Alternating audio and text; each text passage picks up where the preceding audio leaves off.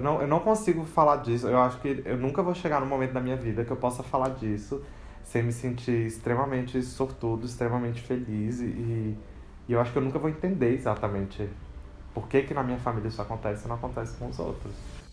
Eu tô aqui mais uma vez para convidar vocês para assistir mais esse vídeo, dessa vez com o Gabriel Estrela, do projeto Boa Sorte, mas não poderia deixar também de convidar vocês para ir no dia 14 de setembro, na Livraria da Vila, para o lançamento da segunda edição do livro Guardei no Armário. Então espero vocês e, esse vídeo vai ser dividido em 2 atos. Meu nome é Gabriel Estrela, eu tenho 25 anos e de onde eu sou? Tá tão complicado responder isso porque eu nasci em Goiânia, mas eu cresci em Brasília. Mas agora eu moro em São Paulo. Eu vi recentemente uma coisa muito legal que era um esquema explicando assim, né, que a criança ela tenta se dissociar do pai e da mãe e que o adolescente ele tenta se dissociar da casa. O que significa, né? Enquanto criança a gente entende que eu saí do ventre ali da minha mãe, que eu sou uma formação conjunta deles, mas que eu não sou eles, né? E enquanto adolescente, a gente entende que os valores que são ensinados na nossa casa não são os únicos que podem funcionar, né? Então eu conheço o coleguinha na escola e ele me traz outros valores. Então, enquanto criança, o valor que a gente aprende em qualquer casa tradicional brasileira é a heteronormatividade, né? Então, fui apaixonado pelas menininhas, aí queria casar, queria ter filho, baraná, baraná. Quando a adolescência foi chegando, que aí você descobre pornografia, bate-papo da UOL, na minha época era Mirk, eu comecei a perceber que esse meu desejo, ele se orientava melhor para homens do que para mulheres. Embora o imaginário ainda tivesse muito naquela relação com mulheres, o meu desejo íntimo começou a se orientar muito claramente para homens.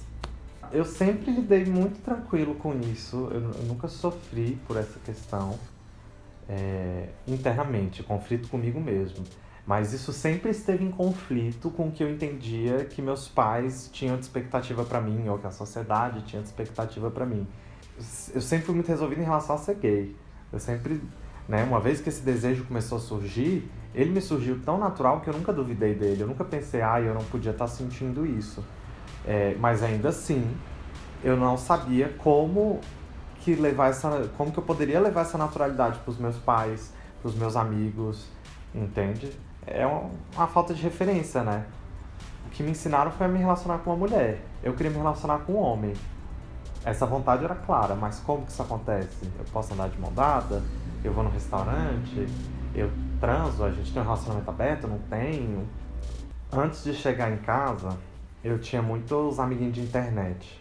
Usava Mirk, aí ia pra evento, encontrava o pessoal. Tinha muitos amigos aqui em São Paulo, inclusive, mesmo morando em Brasília, e aí a gente falava pela internet.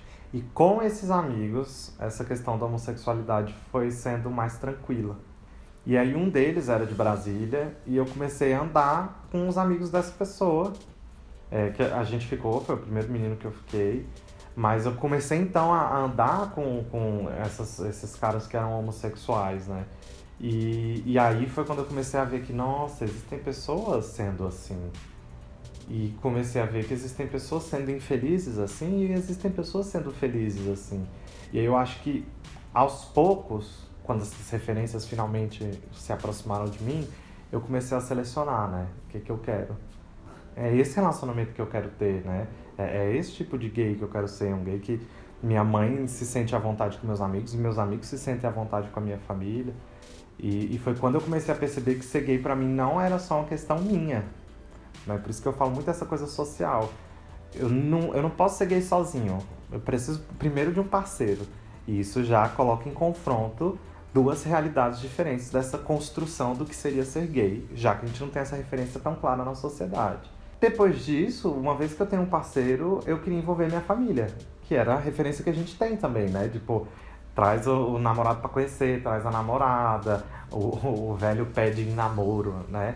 Mas a gente tem muito forte essa relação da família com o namorado, tanto pro bem quanto pro mal, né? Todos os estigmas de sogra e etc. Então, pra mim, sempre foi muito claro que eu queria envolver minha família nessa vivência minha.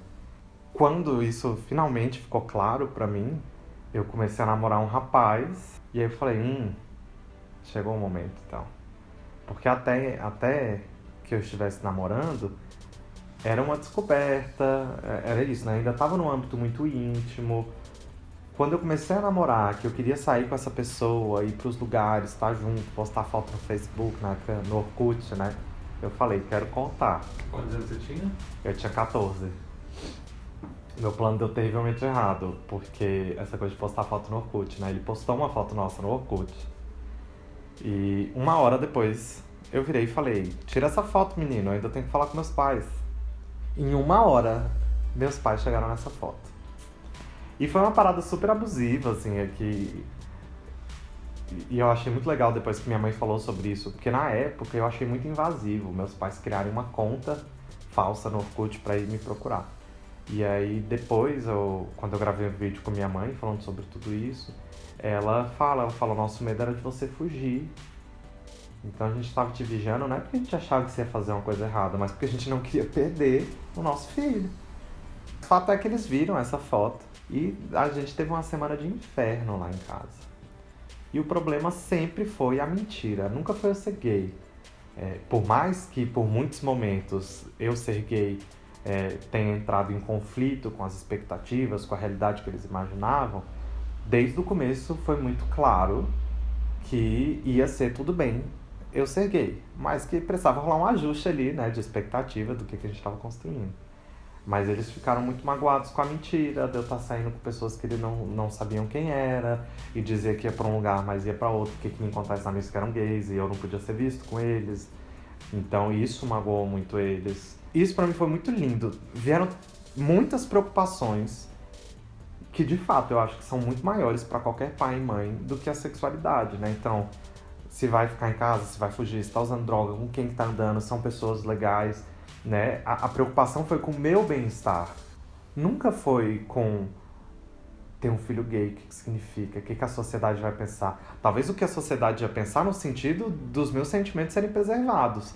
Pô, meu filho vai ser atacado na rua, meu filho vai ser xingado, ele vai encontrar alguém que goste dele, né? Mas a preocupação nunca foi pela moral e os bons costumes da família, né? E a gente tem essa coisa, né, de ser adolescente e não apreciar os nossos pais, porque eu tinha certeza que eles estavam sendo homofóbicos, que eles tinham um problema enorme com eu ser gay. E na verdade hoje, olhando pra trás, eles nunca tiveram. Eles tiveram um problema que eu acho que qualquer pessoa que cresça numa sociedade machista e homofóbica tem, pra entender que existe uma vivência homossexual. E isso foi um desafio pra eles, mas não porque eles não queriam. Porque, de fato, eles passaram 40 anos da vida deles sem ter que encarar essa realidade de forma tão próxima, né? Então, eu nunca vou esquecer, na formatura de 8ª série, eu falei brincando uma vez pra minha mãe que eu ia arranjar um cara bem bonitão, assim, pra levar pra formatura, porque eu sofri algumas agressões, assim, nada muito grande, não chegou a ser um bullying, mas tive alguns episódios de colegas me agredirem por eu ser gay. E aí eu falei brincando com minha mãe, vou arranjar um cara bonitão pra levar, vou ficar dançando com ele, vou beijar na boca dele na frente de todo mundo. E aí depois minha mãe veio me contar que comentou isso com meu pai, e que meu pai ficou puto. E falou, Gabriel tá muito errado. Ele não tem que querer gente bonita assim não, ele tem que querer um cara legal, um cara que respeite ele. Eu só fui entender isso o dia que eu botei uma câmera na frente da minha mãe e perguntei pra ela o que se passou com vocês quando eu falei que eu era gay. E é muito louco, porque tem mais de 10 anos. E aí a gente foi empurrando as coisas, a gente encontrou maneiras de viver. O primeiro ano foi difícil, mas isso passou. E aí quando eu trouxe o primeiro namorado, meus pais até hoje são apaixonados pelo Breno, a família dele. Minha mãe às vezes chama a Martinha, que é a mãe dele, pra sair, vão no cinema, não sei o quê. Sempre receberam muito bem, eu nunca vou esquecer o dia que minha mãe conheceu o Breno. Ele tinha dormido lá em casa, depois de uma festa, que vários amigos tinham dormido lá em casa. E aí a gente acordou cedo e deitou assim no sofá, ele sentou e eu deitei no colo dele. E aí de repente minha mãe surgiu na sala e eu lembro até que ele fez meio assim, de tipo, tem que sair, né? E minha mãe só deu bom dia. Falou, e aí, como é que vocês estão? Como é que foi a festa? Vou fazer café da manhã pra vocês querem alguma coisa? e acusou recebimento, sabe? Era o filho com o namorado. E isso foi tão natural, que deixou de ser importante revisitar aquele momento mais conturbado, né? E aí, ano passado, quando eu conversei com ela sobre isso, ela falou, não, o nosso medo era que a gente não queria perder o filho, né?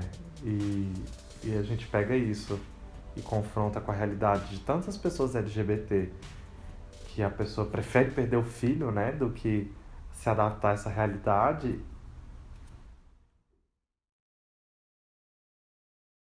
Eu vivo com HIV.